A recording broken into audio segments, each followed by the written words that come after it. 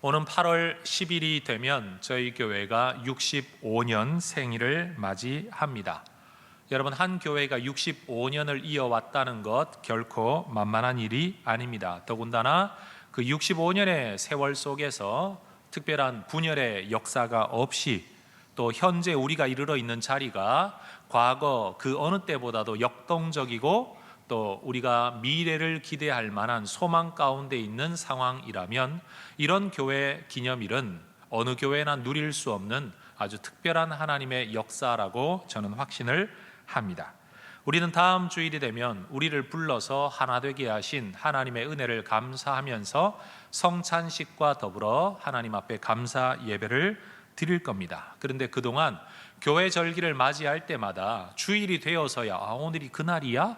이렇게 생각하고 잠시 한 시간의 예배를 참여하고 성도님들이 돌아가면 또 끝나버리는 것이 너무 안타까워서 저희 장로님들과 우리 교역자들이 이야기하기를 절기가 있으면 그 전주에 미리 예고편을 좀 하시고 그리고 일주일 동안 잘 준비해서 그렇게 절기를 맞이하면 좋겠다라는 이야기가 있어서 오늘 잠시 사사기의 말씀을 접어두고 우리 교회를 기념하는 그러한 말씀을 나누면서 이번 한 주를 잘 준비하고 다음 주일을 맞이하게 되기를 원합니다. 자, 말씀에 들어가기에 앞서서 잠시 영상 하나를 여러분에게 보여드리겠습니다. 오해하지는 마십시오. 어떤 회사를 홍보하려고 하는 건 아니니까 여러분 한번 보시기를 바랍니다. South Korea, a country devoid of oil. Seoul, a city where 1/4 of Koreans live, with one of the world's highest gasoline consumption. The situation is getting worse. Car usage is increasing. Petroleum costs are rising. Parking spaces are scarce. People are stressed out. Every day, a Seoul driver wanders 500 meters to find a parking space. In a month, this equals 15 kilometers or 1 liter of gas. S-Oil, one of the 4 oil companies in Korea, took action. It is on a mission to save oil. Right here, right now. Thus begins the HERE campaign. It has set up a HERE balloon for each parking space. As a car parks in it, the balloon falls. When the car exits, the balloon rises. Cars can spot these balloons from afar. They can spot open parking spaces without wandering. Finding quick parking means saving oil.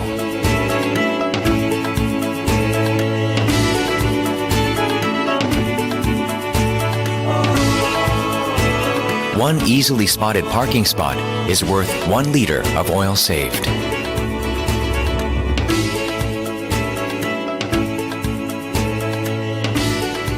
교육할 때 엄마들은 한국 버거는 만큼 경제적인 게 없다고 딱 이정표가 있으니까 참 뭐 좋은 아이디어 같아요. 주차장에서 풍선 다니까 신기했어요. 풍선 없었으면 못 들어보는 거죠. 진짜.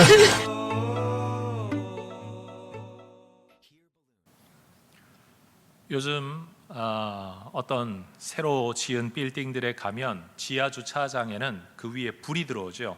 차가 주차되어져 있으면 빨간 불, 비어 있으면 초록색 불. 그래서 그 주차장 입구에 가면 이 공간에 주차할 수 있는 대수는 몇 대 가능합니다. 그렇게 표시가 나옵니다. 그런데 이런 놀이동산 같은 야외에서는 그런 표시를 다 할 수가 없지요.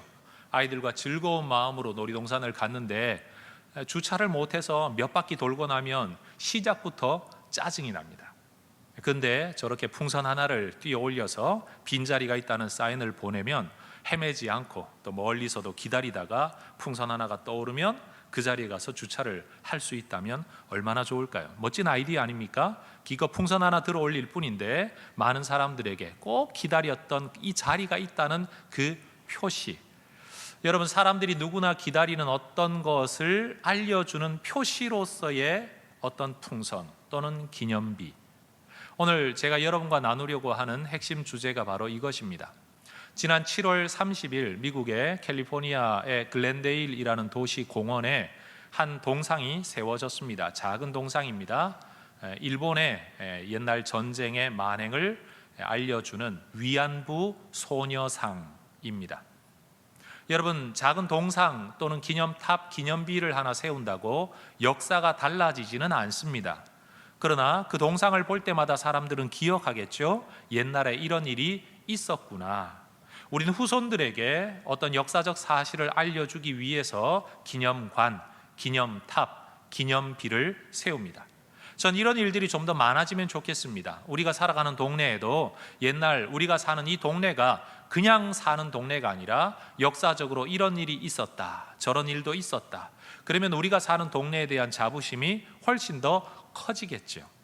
하나님께서도 우리에게 이런 영적인 기념탑, 기념비를 세우라고 말씀하십니다. 세상 모든 사람들이 그렇게 찾고 기다리는 어떤 한 무언가를 알려주기 위하여 풍선을 높이 띄워 올리라고 하나님 우리에게 말씀하십니다. 그리고 이러한 기념탑을 세우기 위해 하나님께서 하셨던 역사는 바로 요단강이 갈라지게 만든 역사입니다. 여러분, 홍해가 갈라진 역사를 여러분이 기억하실 겁니다. 그건 이집트에서 종살이하던 사람들이 이제는 자유하는 백성이 되었다는 것을 알려주는 역사적 사건이었습니다. 그리고 하나님의 백성으로서 부르짖어 기도할 때 주께서 그 기도를 들으시고 응답하여 구원하셨다는 영적 사건입니다.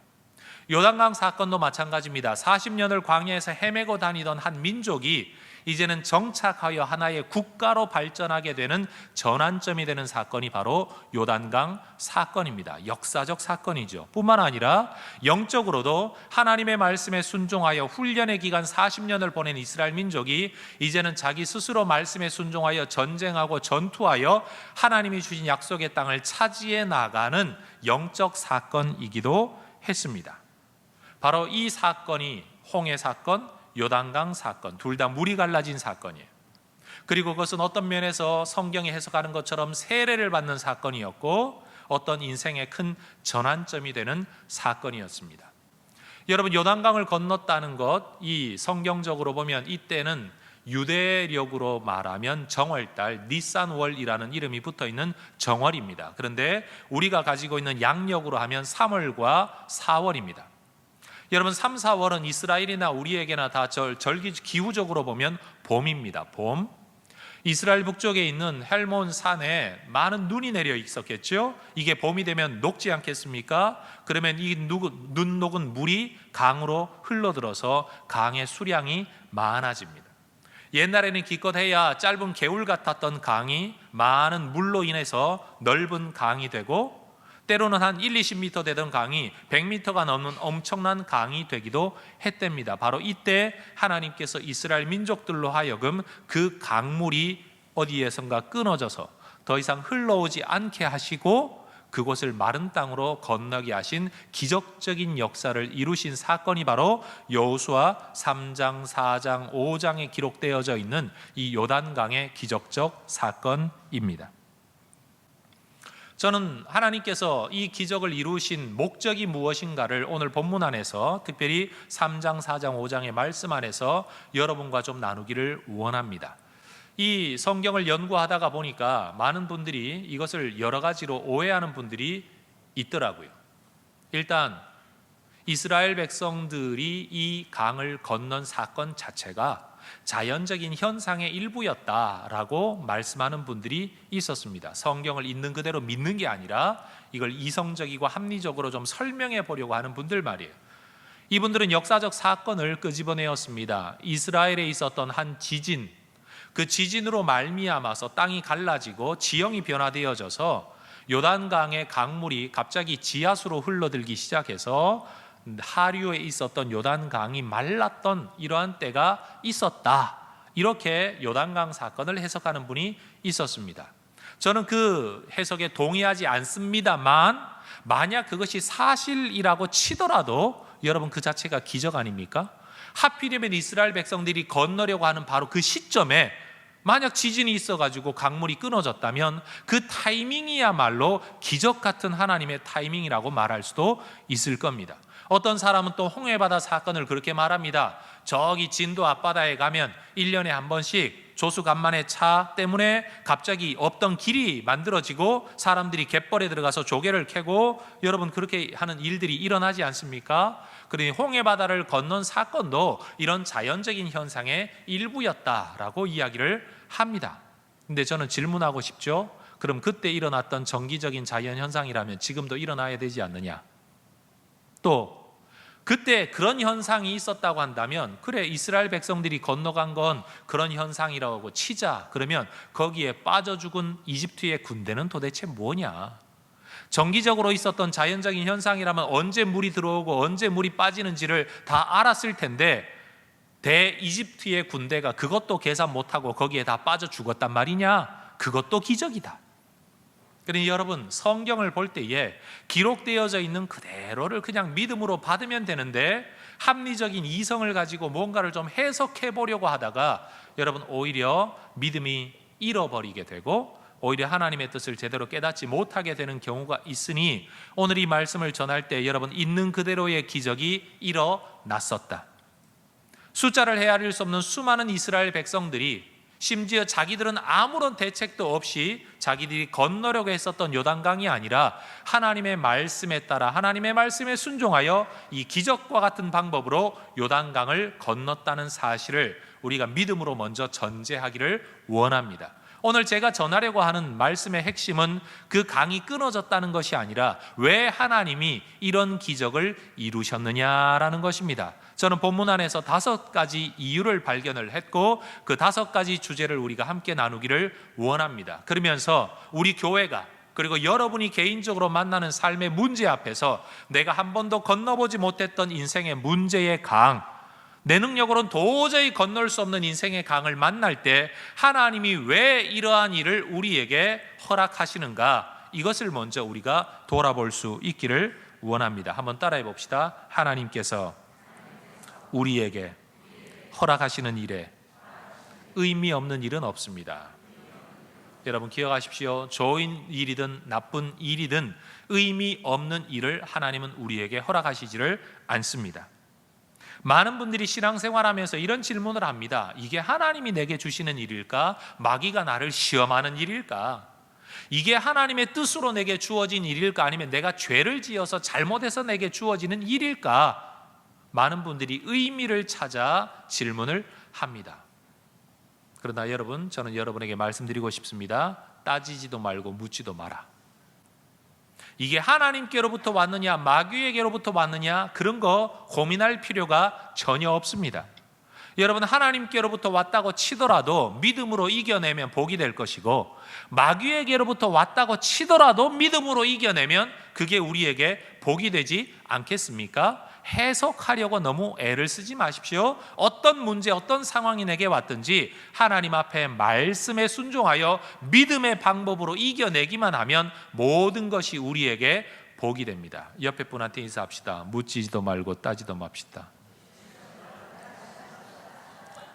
이게 내 잘못이냐 네 잘못이냐, 하나님 때문이냐 마귀 때문이냐, 이게 내게 주어지는 하나님의 시험이냐, 복 주시기 위한 시험이냐, 아니면 내가 잘못해서 내게 주어지는 징계냐, 여러분 이거 아무 의미가 없습니다. 그저 믿음으로 반응하여 믿음으로만 이겨내면 모든 게 우리에게 유익될 줄로 믿습니다.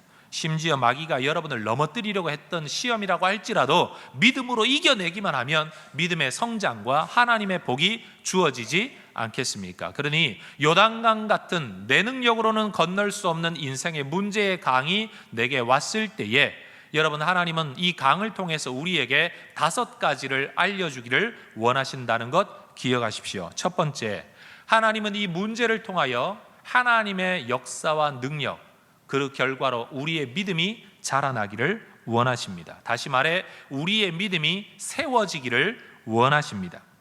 우리 능력으로는 해낼 수 없는 문제를 만나게 하심으로써 일상적인 내 능력으로 문제만 해결하면 우리는 하나님을 생각하지 못합니다. 그러나 내 능력으로 할 수 없는 문제가 기도하는 가운데 믿음으로 싸우는 가운데 해결되어질 때에 우리는 비로소 하나님을 인식하게 됩니다.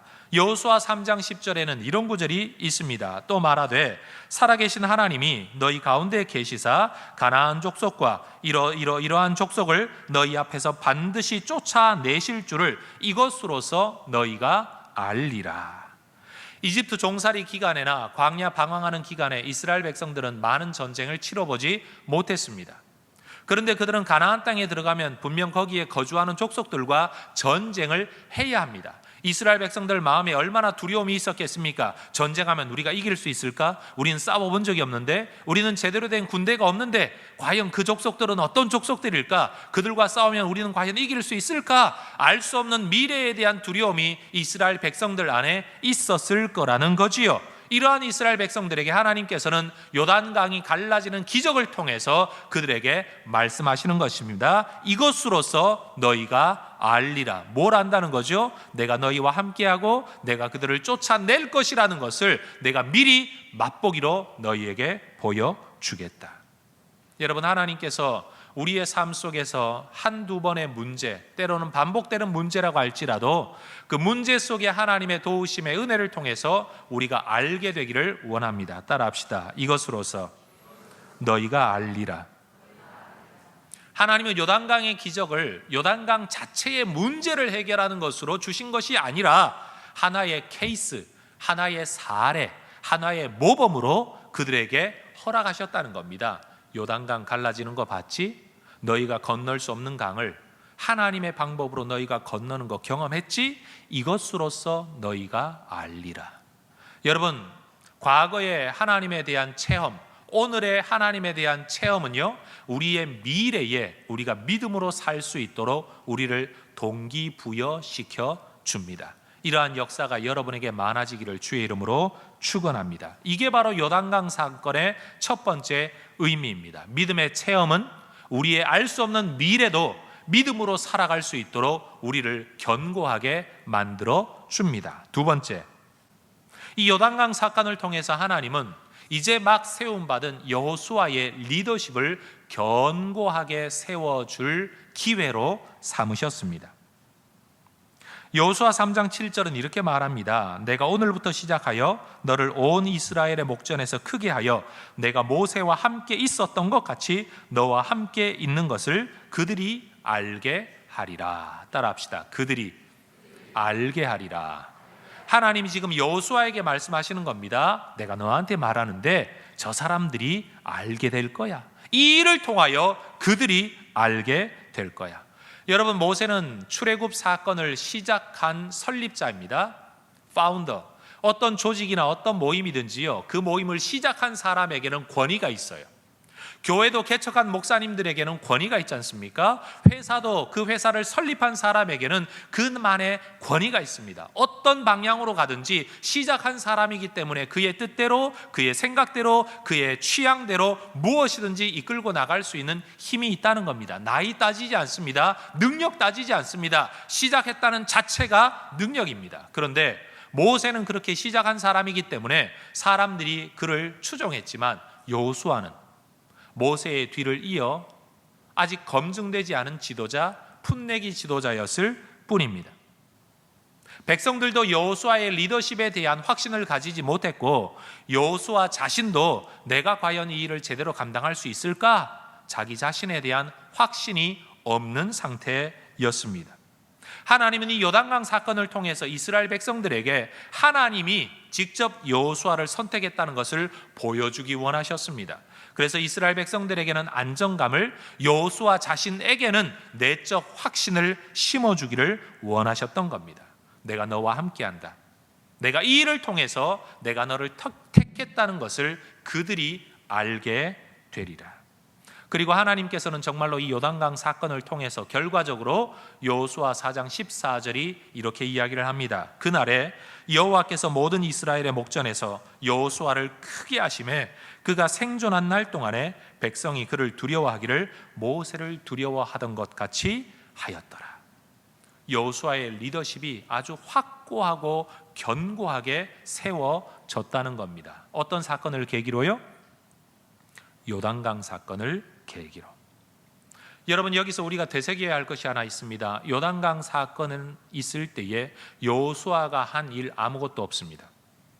그저 하나님께서 머물라고 할 때 머물러 3일간 머물렀고, 이제는 움직이라 할 때 움직였고, 이런 방법으로 해라 할 때 제사장이 먼저 들어가라, 제사장이 물 가운데 서라, 그러면 물이 끊어질 거다, 그리고 백성들이 다 지나고 나면 마지막에 제사장 올라오라고 해라. 이 모든 일에 대하여, 하나님의 지시에 대하여 여호수아는 순종한 것밖에 없습니다. 그가 능력을 발휘한 것 없고, 그가 지혜를 낸 것 없고, 아이디어를 낸 것도 없고, 용맹함을 발휘한 것 아무것도 없습니다. 야, 저 사람은 우리와 다르구나, 이거 보여준 것 아무것도 없습니다. 그러나 하나님의 말씀에 순종하여 여호수아가 백성들을 이끌 때에 하나님의 기적이 나타났다는 사실, 다시 말해 하나님의 말씀에 순종할 때 하나님이 그를 통해 역사하셨다는 사실이 이스라엘 백성으로 하여금 여호수아를 존중하게 만들었다는 겁니다. 여러분, 우리가 이 땅을 살면서, 우리 교회가 이 땅에 존재하면서, 여러분, 우리가 남다른 능력으로, 남다른 헌신으로 세상 가운데 우리가 하나님의 백성이라는 것을 드러낼 것을 기대해서는 안 됩니다. 우리가 아무리 많이 구제한다고 할지라도, 여러분, 큰 기업 하나가 세상에 구제하는 것보다 우리는 많이 하지 못합니다.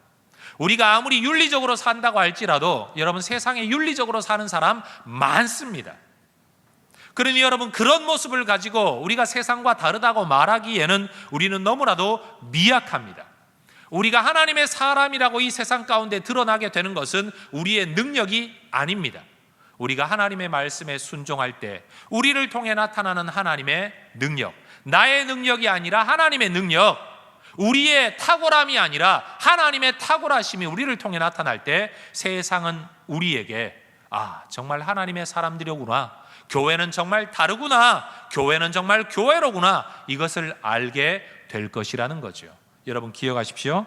하나님은 요단강 사건을 통해서 여호수아를 하나님의 지도자라고 세워주기를 원하셨던 것처럼, 하나님은 우리 개인에게 뿐만 아니라 우리 교회적으로도, 우리 가정적으로도 어떤 문제가 있을 때에 기도하고 순종한 우리의 삶을 통해 하나님은 역사하실 것이고, 그런 하나님의 역사를 통해 우리가 하나님의 사람이라는 것을 세상이 알게 하기를 원하십니다. 이 문제를 만날 때마다 우리는 기대해야 됩니다. 이 문제를 통해 내가 하나님의 사람이라는 것이 드러나게 될 것이다. 따라합시다. 내가 너와 함께 있는 것을 그들이 알게 하리라. 잊지 마십시오. 그들이 알게 하리라. 이 요단강의 문제, 여호수아는 해결할 수 없는 문제, 그의 능력으로, 그의 지혜로 해결할 수 없는 이 문제 앞에서 하나님 말씀하십니다. 이 문제를 통해 그들이 알게 하리라. 여러분, 문제 앞에 섰을 때 좌절하거나 여러분 통곡하지 마십시오. 하나님 나보고 어쩌라고 이러십니까? 여러분, 그렇게 기도하지 마십시오. 대신 이렇게 기도하십시오. 하나님, 이 문제를 통하여 그들이 알게 하옵소서. 나도 하나님이 참 하나님이라는 것을, 하나님이 나와 함께 한다는 것을 내가 알게 될 뿐만 아니라 내가 하나님의 사람이라는 것을, 하나님이 나와 함께 하신다는 것을 그들이 알게 하옵소서. 세 번째, 우리 하나님께서 이 요단강 사건을 통해 이스라엘 백성들에게 알려주기를 원하는 것이 있었습니다. 그것은 한 번도 살아보지 않았던 삶의 자리로 들어갈 때 그 자리에서 성공하는 길은 오직 말씀을 뒤따르는 길이다 라는 것을 알려주기 원하셨습니다. 여러분, 생각해 보십시오. 장정만 60만이 넘습니다. 인구수가 아무리 적게 잡아도 200만이 넘는 이스라엘 백성들이 광야로 나섰습니다. 여러분, 사람의 목소리가 아무리 크다고 한들 몇백 미터를 넘어설 수 있겠습니까? 더군다나 깃발을 들고 수신호를 한다고 해도 여러분, 사람 키가 커봐야 얼마나 크겠어요. 수백만 명의 사람이 어느 한 방향으로 나아가야 된다. 여러분, 그거 인도하기가 쉽지 않을 겁니다. 그래서 하나님께서 이스라엘 백성을 광야에서 인도하겠다라고 작정하신 방법은 목소리도 아니고 나팔 소리도 아니었습니다. 수신호로 깃발을 올리는 것도 아니었습니다. 여러분, 나팔 소리가 들리면 움직여야 되는 때로구나라는 것은 알 수 있지만 사실 멀리서 들으면 어느 방향으로 움직여야 되는지를 신호할 수는 없는 것 아닙니까? 그래서 하나님께서 고안하신 방법이 높은 불구름 기둥입니다.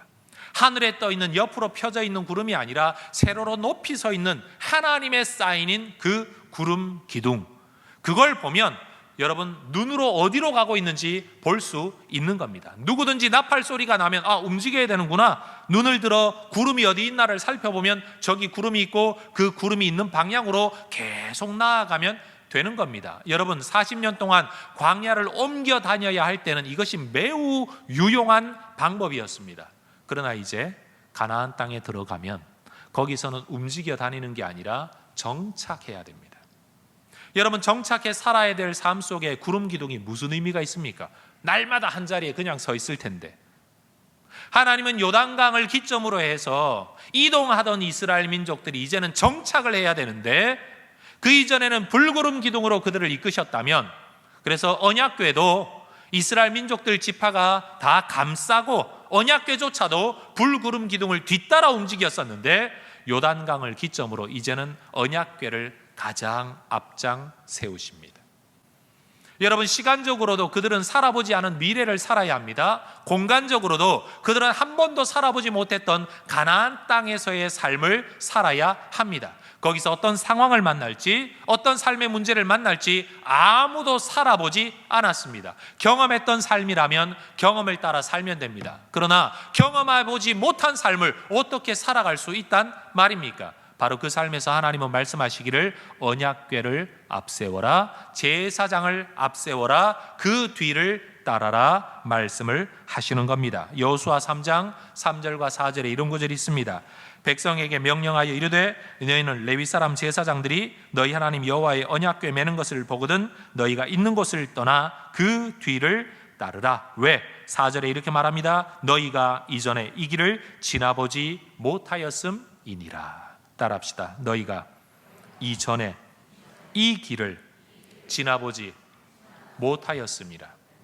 여러분 지나보지 못했던 길, 살아보지 못했던 삶을 살 때 승리할 수 있는 비결이 뭡니까? 하나님의 말씀을 뒤따르는 겁니다. 하나님이 주려고 했던 가나안 전쟁, 하나님의 전쟁에서의 승리의 비결은 칼에 있는 게 아니라 말씀에 있는 겁니다. 군인이 앞서는 게 아니라 제사장이 앞서는 겁니다. 하나님의 뜻을 따라 살면 가나안 땅은 내 땅이 되는 거고, 하나님의 말씀을 뒷전으로 밀어버리면 그 땅, 하나님이 주신 땅마저도 내 땅이 안 된다는 것을 우리는 이미 사사기를 통해서 이미 잘 보지 않았습니까? 그러니 여러분, 이 여호수아서 말씀이 우리에게 가르쳐 주고 있는 바, 특별히 사사기를 살펴보는 중에 이 여호수아서의 과거의 말씀으로 잠시 돌아와 볼 때에 오늘 우리의 삶의 실패는 어디에서 오느냐? 말씀을 앞세우지 않는 데 있다는 겁니다. 하나님의 말씀을 앞세우지 않고 하나님을 왕으로 삼지 않고 자기 소견에 좋은 대로, 그 소견이 어떤 소견이죠? 한 번도 살아보지 않은 땅에서 한 번도 살아보지 않은 인생을 자기 판단을 따라 앞세워 살아가게 되면 실패할 수밖에 없다는 것을 우리는 이미 사사기를 통해서 잘 살펴보지 않았습니까? 그런데 이 말씀이 여러분 그때서야 뒤늦게 깨닫는 말씀이 아니라 사실은 하나님이 미리 주셨던 말씀이라는 것을 우리는 알아야 합니다. 여러분 살아본 인생을 사는 사람이 누가 있습니까? 걸어본 인생을 걷는 사람이 누가 있겠습니까? 여러분 우리 모든 해성교회 성도들이 우리의 인생을 말씀을 앞세워 살아가기를 주의 이름으로 축원합니다. 하나님은 요단강 기적을 통해서 이스라엘 백성들에게 이 세 번째 진리를 가르치십니다. 너희가 말씀을 앞세워 살면 절대 건널 수 없던 인생의 강도 너희가 건널 수 있게 된다. 말씀을 따르면 전혀 이길 수 없던 적들도 이길 수 있게 되고, 정말로 내가 해결할 수 없는 문제라고 여겼던 것들을 그저 말씀에 순종하며 꿋꿋이 걸어가다가 보면 언제인가 문제가 사라지고 없고 극복되어졌다는 것을 너희들이 발견하게 될 것이라. 여러분 기억하십시오. 강이 없어지는 게 아닙니다. 그러나 믿음으로 언약궤를 뒤따라 들어가면 강의 물이 끊어지는 역사를 하나님이 이스라엘 백성들에게 주셨다는 겁니다. 여러분, 전 우리 해성교회가 이 말씀으로 행하는 교회가 될 수 있으면 좋겠습니다. 상식이나 소견이나 세상 논리를 따라 교회가 발걸음을 내딛고 멈추고, 그게 아니라 교회가 정말로 말씀을 앞세워서 꿋꿋이 순종할 수 있으면 좋겠습니다.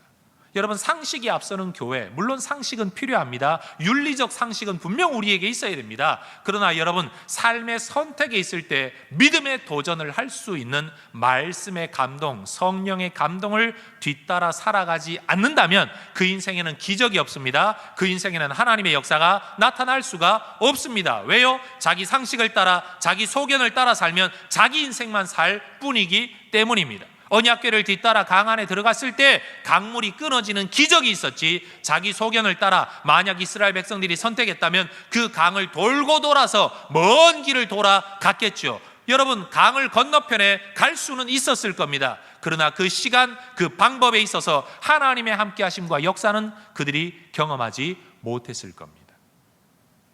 그러니 세 번째 진리를 기억하십시오. 말씀을 뒤따라 사는 것이 기적을 경험하는 길이고, 말씀을 뒤따라 사는 것이 한 번도 걸어보지 못했던 인생길을 승리하며 걷는 비결이다. 네 번째, 하나님은 이 요단강 사건을 그냥 허락하신 게 절대 아닙니다. 홍해바다의 사건을 통해서 광야 40년 동안에 이스라엘 백성들이 하나님을 뒤따라 가면 살 길이 있다는 것을 알려주셨던 것처럼, 홍해바다를 경험하지 못했던 광야에서 태어난 이스라엘 백성들을 위하여 하나님께서는 이 요단강 사건을 일으키십니다. 이 근거를 통하여 너희의 후손들이 믿음을 가지고 하나님에게 순종하는 삶을 살아갈 수 있기를 원한다는 거죠. 여호수아 4장 6절과 7절은 이렇게 기록합니다. 이것이 너희 중에 표징이 될 것이다. 사인이 될 거다. 어떤 사인이요? 후일에 너희의 자손들이 물어 이르되 아버지, 이 돌탑은 무슨 뜻입니까? 라고 묻거든 그 자손들에게 말하기를 요단 강물이 여호와의 언약궤 앞에서 끊어졌었단다. 말랐었단다. 언약궤가 요단을 건널 때에 요단 강물이 끊어졌으므로 이 돌들이 이스라엘 자손에게 영원히 기념이 되리라. 그래서 하나님은 이 요단강 사건을 후손들의 믿음을 불러일으키는 방법으로 사용하셨고, 또 하나님이 그렇게 역사하셨다는 것을 후손들에게 알려주시기 위한 말거리를 만들기 위해 하나님은 기념탑을 쌓으라고 하시는 겁니다. 그래서 이스라엘 백성들 각 지파 중에 12지파의 대표들이 이 강물 바닥에 있었던 돌들, 분명 거기에는 물결이 스치고 지나간 흔적들이 있었겠죠. 그 큰 돌들을 가져다가 길갈에다가 12개를 쌓아 하나의 기념탑을 만드는 거죠. 돌무더기. 저절로 쌓아 있을 수 없는 이 돌무더기를 볼 때마다 사람들은 물을 겁니다. 이게 무슨 뜻입니까? 이게 왜 여기 서 있습니까? 이 탑은 왜 세운 겁니까? 누가 세운 겁니까? 언제 세운 겁니까? 라고 물을 때에 조상들은 언제나 후손들에게, 또 그것을 알지 못하는 사람들에게 하나님이 이때 이런 일을 이루셨다. 여러분, 우리 인생에 이러한 기념탑이 세워질 수 있기를 주의 이름으로 축원합니다. 선물은 누군가에게 사랑, 감사, 또 뭔가를 기념하는 하나의 기념품이 되는 것처럼 하나님은 우리가 하나님을 기억하는 기념탑을 쌓아가기를 원하십니다. 여러분, 가정에 가보면 다 사진첩들이 있으시죠. 요즘은 디지털로 다 찍어서 컴퓨터 안에 들어있겠지만 그래도 옛날 아날로그 방식의 사진첩 뒤적거리다가 보면 가끔씩 사진 한두 장이 없어요. 이게 어디 갔지? 알고 보면요, 애들이 크면서 자기가 못 나온 얼굴을 몰래 숨기고 찢어버리더라고요.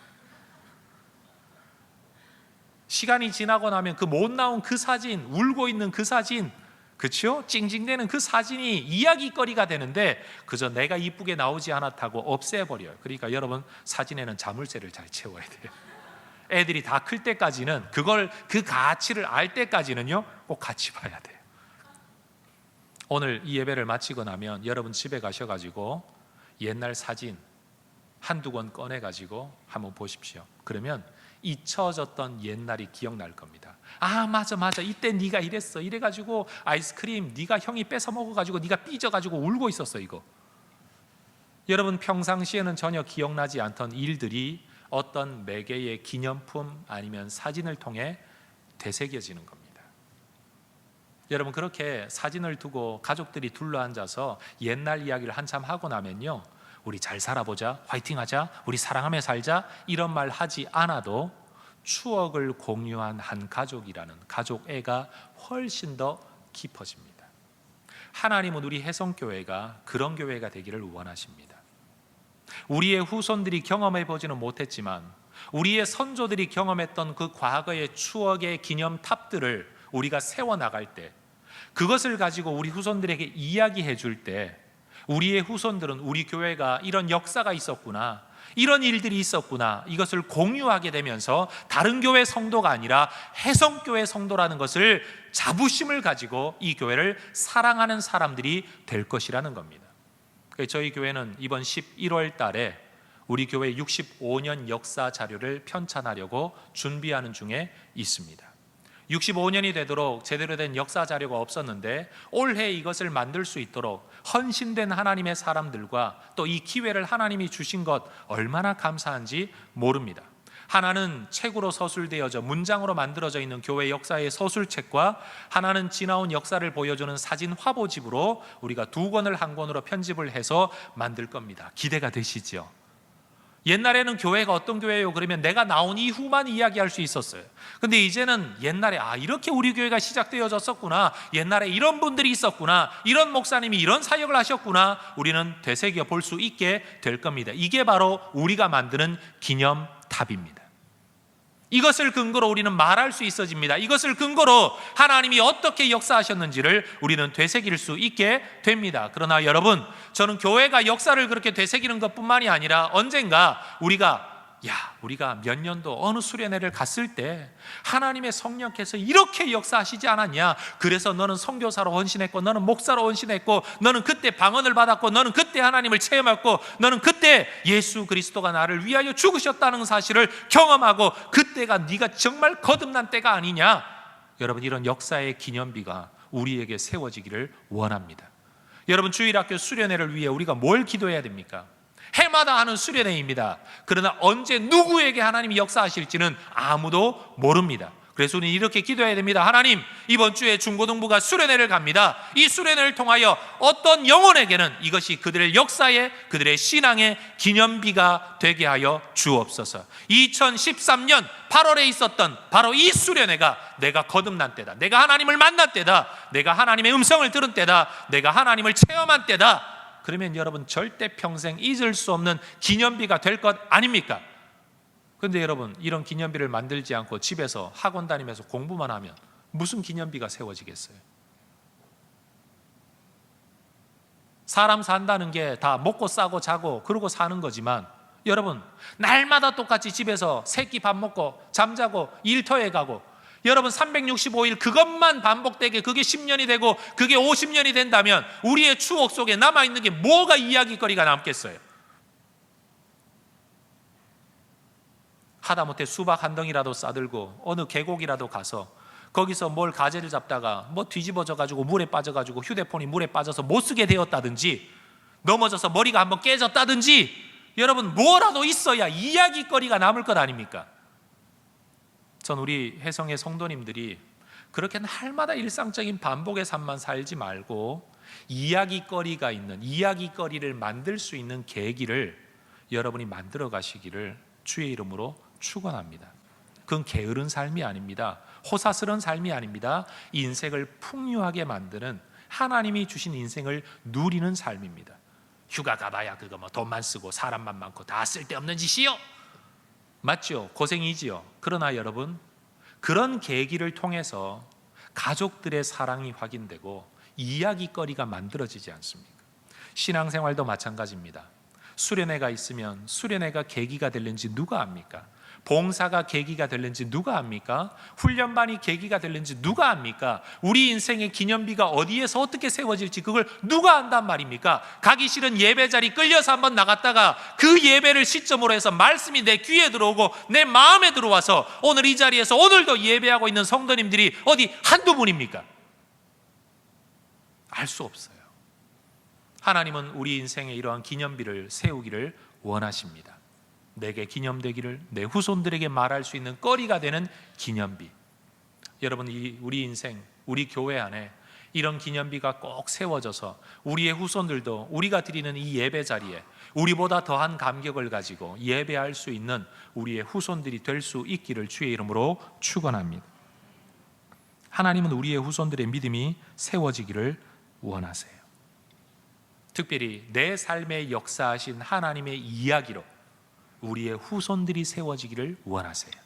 네 믿음 네 거야, 그놈의 믿음은 그놈 거지, 하나님이 알아서 하시겠지가 아니라 하나님은 오늘 내게 역사하신 것을 가지고 자손들에게 들려주라고 말합니다. 알려주라고 말합니다. 알게 하라고 말씀하십니다. 따라합시다. 자식들의 믿음은 내 책임이다.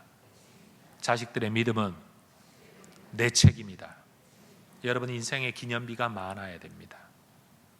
여러분, 자녀들이 자라날 때요, 내가 너를 사랑한다는 것을 말로만이 아니라 자녀들이 경험할 수 있는 기념비가 많아야 됩니다.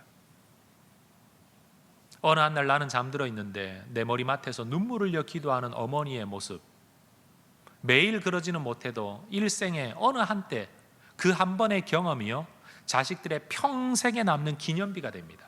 어머니는 날 위해 기도하시오. 어머니는 날 위해 눈물로 기도하시오. 나는 두 발 뻗고 잠자고 잠꼬대하고 있을 때 어머니는 날 위해 기도하시오. 여러분, 부모님의 사랑을 우리가 기억할 때 그게 뭐 맨날 기억됩니까? 특별한 어느 시점에 말없이 내 손을 붙잡아주던 아버지의 거친 손길, 아니면 죽으라고 얻어 터지고 난 다음에 아버지한테 어머니가 말없이 맛있게 국수 한 그릇 말아주던, 말없이 먹어라 그 한 그릇. 여러분, 그럴 때 우리의 마음속에 남는 이미지가 있잖아요. 여러분, 우리 후손들에게 그런 기념비를 쌓아주는 것은 우리 부모의 책임입니다. 잊지 마십시오. 부모의 책임입니다. 주일학교 선생님들이 허구한 날 365일 52주를 어떻게 똑같이 다 잘할 수 있겠습니까? 그러나 여러분, 1년이 지나면 딴 건 몰라도 내가 맡은 학생들의 기억 속에 무엇 하나만큼은 우리 선생님 내가 배워야지, 우리 선생님 나를 사랑하시오, 우리 선생님 날 위해 기도하시오, 우리 선생님 정말 나를 위해 애쓰셔. 여러분, 이런 이미지 하나는 남아야 될 것 아닙니까? 뭔지는 모르지만, 언제인지는 모르지만 그것 하나는 남아야 될 것 아닙니까? 여러분, 우리에게 이러한 인생의 기념비가 쌓여가기를 소원합니다.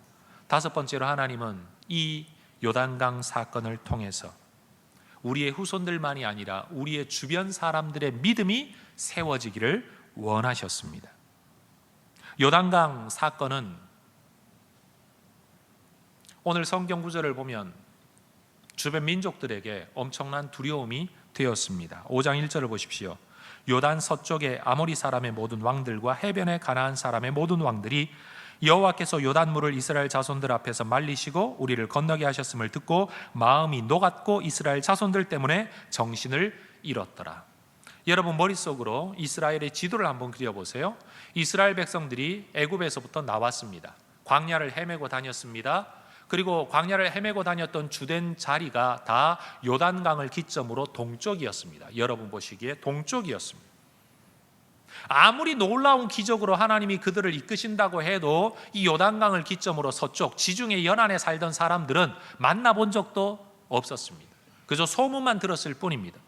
그리고 그들은 아직도 우리 지경에 들어오질 않았습니다. 아무리 그들이 대단하다고 해도 우리하고는 상관없어요. 지중해 연안에 살던 요단강을 기점으로 서쪽에 살던 사람들하고는 아무 상관이 없었단 말입니다. 그런데 하나님께서 이 요단강을 건너게 하신 겁니다. 동쪽에서부터 서쪽으로. 그러자 서쪽에 살던 사람들이 긴장하기 시작했습니다. 아니, 그 사람들이 우리 영역으로 들어왔단 말이야? 그것도 하나님의 기적적인 방법으로 요단강, 그 넘쳐오르는 강물이 끊어지고 마른 땅을 밟고 건넜단 말이야? 하는 사람들에게 두려움이 되었습니다. 그리고 사실 이 일은 이미 하나님께서 요단강 사건을 통해 의도하셨던 바입니다. 여호수아 4장 24절에 이는 땅의 모든 백성이 여호와의 손이 강하신 것을 알게 하며, 따라합시다. 땅의 모든 백성에게 알게 하며. 여러분, 오늘 성경 구절에 알게 한다는 표현이 많이 등장하는 거 여러분 기억이 나시죠? 우리가 알도록, 후손이 알도록, 그들이 알도록, 땅의 모든 자손들도 알도록, 후손도 알도록, 다 알도록, 하나님을 알고 하나님을 예배하고 하나님을 두려워하도록 하시기 위해 하나님은 하나님의 백성들을 사용하셨습니다. 여러분, 오늘날 우리 교회에 주어진 사명이 뭡니까? 교회를 통해 하나님이 살아계시다는 것을 세상이 알게 되는 겁니다. 우리를 통해, 부모들의 예배를 통해, 부모들의 신앙생활을 통해 하나님이 정말 살아계신 하나님이라는 것이 우리의 후손들이 알게 되는 겁니다. 내가 믿음으로 살 때 하나님이 나와 함께 하시는 것을 보고 사람들이 내가 하나님의 사람이라는 것을 알게 되는 겁니다. 내가 하나님 앞에 예배하고 기도하고 헌신하며 살아갈 때 주께서 역사하시는 것을 통해 나도 우리 하나님이 나와 함께 하신다는 것을 알게 되는 것입니다. 여러분, 하나님은 이렇게 우리를 통해 세상에 알리기를 원하십니다. 따라합시다. 교회는 세상을 향한 하나님의 나팔입니다. 하나님은 우리를 통해 세상에 알리기를 원하세요. 하나님 혼자 일하시는 게 아니라 우리를 통해 일하기를 원하세요. 그렇기 때문에 우리 교회는 이 세상에 세워진 하나님의 기념비입니다. 우리가 바로 세상 사람들에게 여기에 당신의 쉴 자리가 있다라고 알려주는 높이 매달린 풍선이라는 말입니다. 우리 교회야말로 이 지역 안에 세워진 하나님은 살아계십니다, 하나님은 이렇게 일하십니다 라는 것을 알려주는 기념탑이라는 사실입니다. 하나님은 우리를 기념비로 이 땅에 세우셨습니다. 세상이 그렇게 알고 싶어하는 하나님의 역사, 자기들의 쉴 자리, 영원한 구원, 세상 어디에도 의지할 데 없고 의뢰할 데 없고 내 마음 알아주는 이 없고 나를 도와주는 이 없는 세상 속에서 정말로 나를 구원해 주시고 나를 보다듬어 주시고 나를 이끌어 주시고 나를 지켜주시는 하나님이 여기에 계시다, 이것을 알려주는 기념비로 우리 교회를 65년 전에 이 자리에 세우셨다는 말입니다. 65년이 지났으니 이제는 다 알 만큼 알겠지? 아니요, 아직도 몰라요. 우리는 이 일을 앞으로도 계속 해야 됩니다. 어떻게 해요? 또 다른 하나님의 은혜의 역사의 기념비를 계속 세워가면서 이 동네의 이 모퉁이 저 모퉁이마다 이 집에 어떤 사람이 살았었는데 그 사람이 우리 교회에서 하나님을 믿고 이런 하나님의 은혜를 누렸습니다라고 그 집의 대문 앞에 눈에 보이지 아니하는 영적 기념비를 세우는, 그래서 이 지역 안에 하나님의 기념비가 가득 들어차게 되는, 마치 묘지에 묘비가 세워지듯이 이 지역 안에 하나님이 살아계시다는 기념비가 집집마다 세워지게 되는 일들을 우리 하나님은 이루기를 원하신다는 말이에요. 그리고 무엇보다도 살아 걸어다니는 기념비로 우리를 불러주셨습니다. 여러분, 여호수아는 단순히 모세의 후계자가 아니었습니다. 많은 분들이 이것을 착각해요. 여호수아는 모세의 후계자다. 맞습니다. 역할을 이어받았기 때문에 후계자이긴 하지만 여러분, 모세가 하지 못했던 일을 여호수아가 하도록 부름받은, 어떤 면에서는 모세보다도 더 위대한 특별한 사명을 받은 하나님의 사람이었습니다. 모세 세대에는 모세 세대만의 간증이 있었습니다. 사명이 있었습니다. 여호수아 세대에게는 여호수아 세대에서만 이루어질 수 있는, 하나님이 그들을 통해 이루기를 원하셨던 그들만의 역사, 그들만의 사명, 그들만의 간증이 있었습니다. 우리의 부모, 우리의 이전 세대에게는 그들의 간증이 있었다면 우리에게는 우리의 간증이 있어야 됩니다. 그들에게 홍해 사건이 있었다면 우리에게는 요단강의 사건이 있어야 된다는 말입니다. 하나님은 그것을 우리에게 주기를 원하세요. 65년 전에 하나님의 역사로 말미암아 세워졌으니 그 은혜를 울고 먹으면서 앞으로 650년을 살아라, 그게 아닙니다. 그 세대에 그렇게 시작되어진 교회에 네가 속해 있는데 너희들도 아직도 살아보지 않은, 걸어보지 않은 길, 행해보지 않은 길을 앞으로 걸어야 되는데 그 길을 걸을 때 내가 너와 함께 한다는 것을 너희가 믿게 하기 위하여 나는 너희에게 이런 일을 이루겠다. 니들 앞에 놓여있는 건널 수 없는 요단강, 너희를 넘어뜨리고 빠뜨려 죽이려고 내가 너희에게 주는 게 아니다. 마귀는 너희를 넘어뜨리려고 그 일을 줬는지 몰라도 나는 그 일을 통해서 너희가 너희의 미래에 하나님이 함께 한다는 것을 믿고 확신과 감격 속에 살기를 원하여 내가 그 시험을 일부러 허락을 했다. 기도해라, 이루어 주겠다. 기대해라, 내가 너희에게 나타나겠다. 여러분, 우리에게 이 믿음이 있어야 됩니다. 하나님은 우리 인생에 이러한 기념비를 세워가기를 원하십니다. 성도 여러분, 아직도 여름 휴가를 다녀오지 못했다면 다녀오십시오. 재밌는 이야기거리를 만드십시오. 그게 뭔지는 저도 모릅니다. 열심히 사진을 찍으십시오. 시간이 10년, 20년 흘렀을 때에 여러분의 손자들을 품에 안고 네 아빠가 이랬다, 네 엄마가 이랬다 라고 말해줄 수 있는 이야기거리를 만드십시오. 그게 행복한 인생입니다. 그게 인생을 즐길 줄 아는 사람입니다. 마찬가지로 믿음의 삶을 즐기는 사람, 하나님을 즐기는 사람 어떻게 삽니까? 하나님에 대한 이야기거리를 만드는 겁니다. 오늘 내가 교회 가서 기도 한번 해볼까? 이번에는 성경을 한번 읽어볼까? 이번에는 훈련반을 한번 들어가 볼까? 목장에 한번 들어가 볼까? 예배 한번 가볼까? 기도원에 한번 올라가 볼까? 수련회를 한번 참석해 볼까? 내가 한번 작정 기도를 해볼까? 한번 금식을 해볼까? 어떤 형태로든지 하나님이 역사하실 수 있는 근거, 계기를 하나님 앞에 마련을 하는 것이요. 내가 만든 게 아니라면, 내가 의도하지 않았던 문제들이 올 때마다 이것이 하나님 앞에 내가 이야기거리가 될 수 있지 않을까? 하나님, 내가 그렇게 되기를 원합니다. 그리고 엎드려 기도하는 겁니다. 신앙생활하는 여러분을 핍박하는 가족들이 있다면, 하나님, 저 인간 때문에 하나님 섬기는 게 너무 힘듭니다. 어떻게 손 좀 봐주세요. 괜히 저주하는 기도를 하지 말고, 하나님, 이것이 바로 요단강인데 언젠가 저 사람이 당신이 옛날에 이랬던 거 기억해? 라고 말할 때, 아이고 그런 거 부끄럽게 뭘 이야기해? 라고 말하는 때가 오도록 하나님, 이것이 요단강이 되게 해 주옵소서. 여러분의 직장의 상사가 되었든지, 여러분의 친구가 되었든지, 문제를 만나면 문제를 배척하거나 문제를 저주하거나 그 사람을 싫어하는 게 아니라 오히려 이것이 요단강이야, 이것이 내 기념비가 될 거야, 여러분 믿음으로 기도하는 하나님의 사람이 되어야 할 것 아닙니까? 지금보다 과거가 좋았다고 말씀하지 마십시오.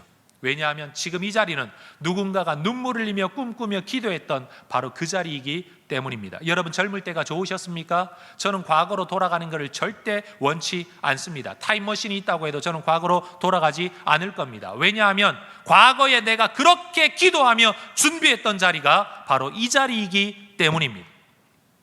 저는 과거가 좋지 않아요. 오히려 저는 미래를 기대합니다. 10년이 지나도 내가 이렇게 설교할 수 있도록, 20년이 지나도 내가 이렇게 설교할 수 있도록. 그런데 그때는 단순히 성경만 이야기하는 자가 아니라 지나온 내 삶의 기념비를 들추어내면서, 여러분 기억하시지 않습니까? 2013년 8월 첫째 주 내가 하나님 앞에 설교할 때 이런 이야기 하지 않았습니까? 기념비를 세우자고. 여러분 10년이 지난 지금 저는 여러분에게 이렇게 이야기하고 싶습니다. 지나온 사진을 슬라이드로 여러분에게 보여주면서, 여러분 이때 기억하십니까? 이 집회 때 이런 일이 있었죠? 여러분 이때 기억하십니까? 이 전교인 수련회 때 이런 일이 있었죠? 여러분 기억하십니까? 여러분이 기도해 주었던 외부 집회 어느 자리에서 이런 역사가 일어났었습니다. 하나님은 살아계십니다.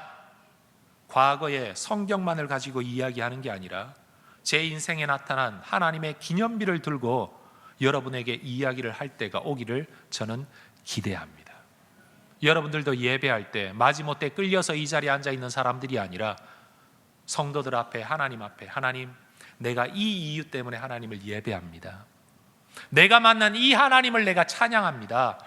여러분 그렇게 예배할 수 있는 기념비가 쌓여진, 기념비가 많은 그런 하나님의 백성들이 되시기를 주의 이름으로 축원합니다.